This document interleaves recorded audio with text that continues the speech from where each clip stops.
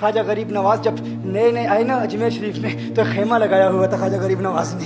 خیمے میں خواجہ غریب نواز عصر سے لے کر مغرب کے وقت تک روتے رہتے تھے. ایک نوجوان اجمیر سے باہر گیا ہوا تھا پڑھنے کے لیے, کچھ عرصے کے بعد واپس آیا اور اس خیمے کے قریب سے گزر ہوا اور گزرا تو رونے کی آواز آئی. فوراً دیکھتا ہے کہ خواجہ غریب نواز رو رہے ہیں, ابھی غیر مسلم ہے, اسلام قبول نہیں کیا. فوراً گھر جاتا ہے, ماں سے پوچھتا ہے, ماں یہ مسلمانوں کا گرو کیوں روتا ہے, مسلمانوں کا بابا کیوں روتا ہے؟ میں ہر روز گزرتا ہوں, عصر سے مغرب کے مابین جو وقت ہے یہ روتا ہے. ماں نے کہا جاؤ اس سے پوچھ لو کیوں روتا ہے. وہ نوجوان خواجہ غریب نواز کے خیمے کے اندر آیا, کہا بابا میں ہر روز یہاں سے گزرتا ہوں, آپ کے رونے کی آواز آتی ہے, بتائیے آپ کیوں روتے ہیں؟ کہا جاننا چاہتے ہو میں کیوں روتا ہوں؟ میں نے ایک مدت اپنے مرشد کے ساتھ گزاری ہے, مرشد کی خدمت میں گزاری ہے, مجھے اپنے پیر کی یاد رلاتی ہے, پیر کی یاد رلاتی ہے. میں عصر سے مغرب کے وقت تک اپنے مرشد کی یاد میں روتا رہتا ہوں. اس نوجوان نے کہا اچھا میں نے تو سنا تھا کہ انسان کو جب درد ہوتا ہے, تکلیف ہوتی ہے تو تکلیف انسان کو رلاتی ہے, آپ کو تو محبت ہے, یہ محبت میں بھی انسان کو رونا آتا ہے؟ کہا ہاں ہاں ہے نوجوان, انسان محبت میں بھی روتا ہے. کہا تو پھر مجھے بھی رونا ہے, میں بھی رونا چاہتا ہوں, مجھے بھی رونا سکھا دیجئے. کہا تو رونا چاہتا ہے؟ رونا چاہتا ہوں. کہا ٹھیک ہے, دو شرطیں ہیں, مسلمان ہو جا اور میرا مرید ہو جا. کہا میں ماں سے اجازت طلب کروں گا. ماں کے پاس گیا اجازت لینے کے لیے. ماں نے کہا تو ضدی ہے, جب تو ارادہ کر لیتا ہے, جو ارادہ کرتا ہے تو پورا کرتا ہے, جا جو کرنا چاہتا ہے کر لے. خواجہ غریب نواز کے بارگاہ میں حاضر ہوا, عرض کرتا ہے بابا میں پھر مسلمان ہونا چاہتا ہوں, مجھے مرید کر لیجئے. خواجہ غریب نواز نے مرید کر لیا, خواجہ غریب نواز کا مرید ہو گیا. اب خواجہ غریب نواز نے کہا اب وقت سارا میرے ساتھ گزرے گا, ناشتے کے وقت خواجہ غریب نواز کے ساتھ, سحری کے وقت خواجہ غریب نواز کے ساتھ, سحر کے وقت خواجہ غریب نواز کے ساتھ, پورا دن اسے خواجہ غریب نواز کے قرب کی کچھ ایسی عادت ہو گئی, خواجہ غریب نواز کا دیوانہ ہو گیا, ان کا عاشق ہو گیا. کچھ عرصہ گزرا, خواجہ غریب نواز نے فرمایا اب تیرے لیے 3 دن کی چھٹیاں ہیں, 3 دن کے لیے چھٹیاں ہیں, 3 دن کے لیے چلا جا.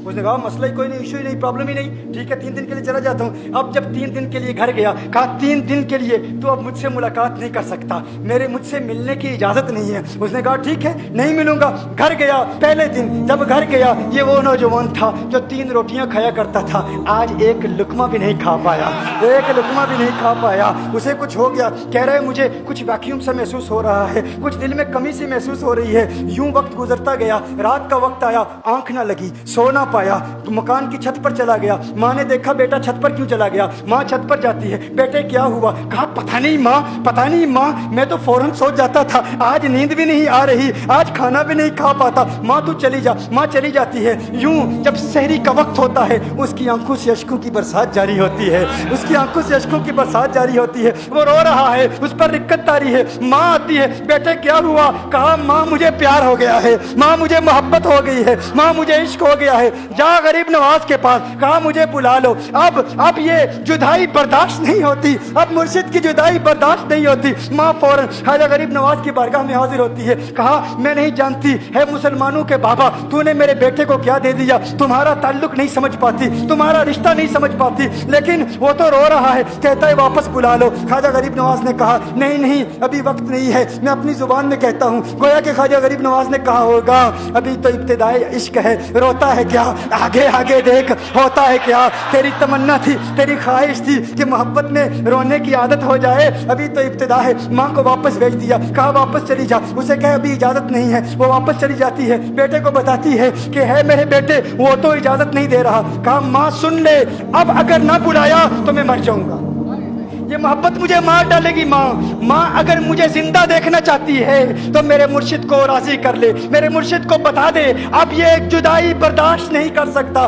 ماں فوراً غریب نواز کی بارگاہ میں حاضر ہوتی ہے. کہا ہے غریب نواز کرم فرمائیے, مجھ ماں کی تمنا ہے, مجھ ماں کی آرزو ہے, وہ مر جائے گا. کہا ماں کی تمنا ہے, تیری بات مانتا ہوں, جا اسے واپس بھیج دے. وہ فوراً بھاگتا ہوا خواجہ غریب نواز کی بارگاہ میں حاضر ہوتا ہے. اس وقت خواجہ غریب نواز اپنے مریدوں کو درس دے رہے ہیں, ایک مجمع لگا ہوا ہے. وہ فوراً خواجہ غریب نواز کے دروازے پر کھڑا ہوتا ہے اور پھر مرید یہ منظر دیکھ رہے ہیں. خواجہ غریب نواز کو دیکھتا ہے, خواجہ غریب نواز اسے دیکھتے ہیں. اور میں نے کہا تھا نا نگاہ مست ملائی تو میں پلا کے اٹھے, جہاں وہ بیٹھ گئے میں قدا بنا کے اٹھے. خواجہ غریب نواز نے اس کی آنکھوں سے آنکھیں ملائی اور پوچھا اب پتا چلا محبت میں رونا کیسے آتا ہے, اب پتا چلا. اس نے کہا ہے غریب نواز کرم فرمائیے. فوراً غریب نواز नवाज को पुकारता हुआ गरीब नवाज के कदमों में आ गिरा, गरीब नवाज के कदमों से लिपट गया। अब मुरीदीन इस मंजर को देख रहे हैं और हैरान हो रहे हैं कि सिर्फ वो मुरीद ही नहीं रो रहा, सारे मुरीद रो रहे हैं, इस प्यार के रिश्ते को देख रहे हैं। और फिर एक अजीब और गरीब मंजर, ख्वाजा गरीब नवाज ने कहा, आज रात तूने खाना खाया था? कहा नहीं खाया था, नहीं खाया था। ख्वाजा गरीब नवाज ने फरमाया मैंने भी नहीं खाया था, मैंने भी नहीं खाया था, मैंने भी नहीं खाया था। फिर ख्वाजा गरीब नवाज ने फरमाया आज रात सोया था? कहा नहीं सोया था। कहा आंख मुझे भी नहीं लगी, नींद मुझे भी नहीं आई। ये मंजर सब मुरीद देख रहे हैं, वो मुरीद भी रो रहा है और ख्वाजा गरीब नवाज की आंखों में अश्कों की बरसात जारी है। ये वो रोने वालों का मकाम है।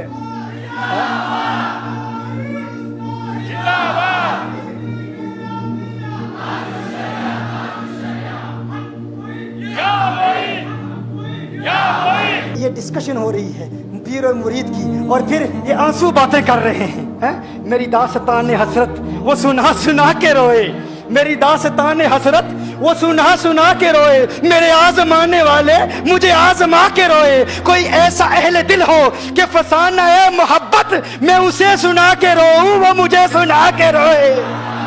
मैं उसे ये रोने और हम रोने पे आ जाएं तो दरिया ही बहा दें। ये चिश्तियों का रोना है, हम रोने पे आ जाएं तो दरिया ही बहा दें। शबनम की तरह